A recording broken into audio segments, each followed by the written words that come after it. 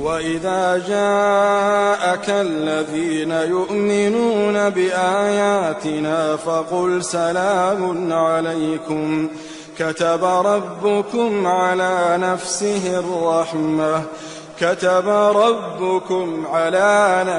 الرحمة أنه من عمل منكم سوءا بجهالة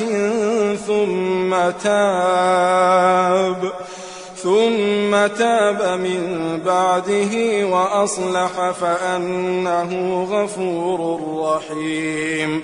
وكذلك نفصل الآيات ولتستبين سبيل المجرمين. قل إني نهيت أن أعبد الذين تدعون من دون الله قل لا أتبع أهواءكم قد ضللت إذا وما أنا من المهتدين. قل إني على بينة من ربي وكذبتم به ما عندي ما تستعجلون به إن الحكم إلا لله يقص الحق وهو خير الفاصلين. قل لو أن عندي ما تستعجلون به لقضي الأمر بيني وبينكم والله أعلم بالظالمين. وعنده مفاتح الغيب لا يعلمها إلا هو ويعلم ما في البر والبحر وما تسقط من ورقة إلا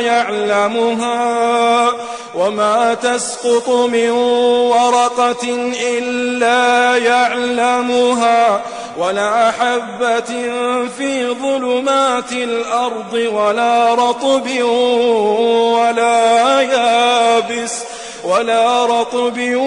ولا يابس إلا في كتاب مبين. وهو الذي يتوفاكم بالليل ويعلم ما جرحتم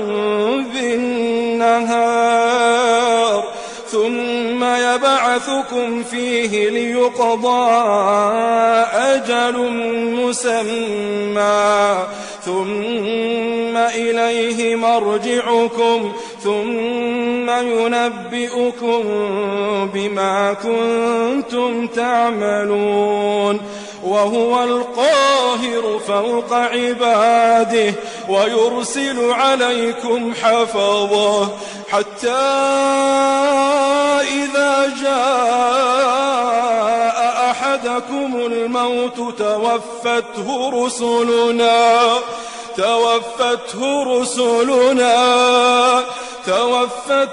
رسلنا وهم لا يفرطون ثم ردوا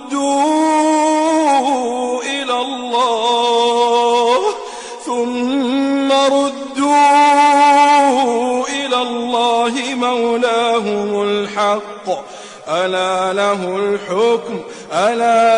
الحكم وهو أسرع الحاسبين.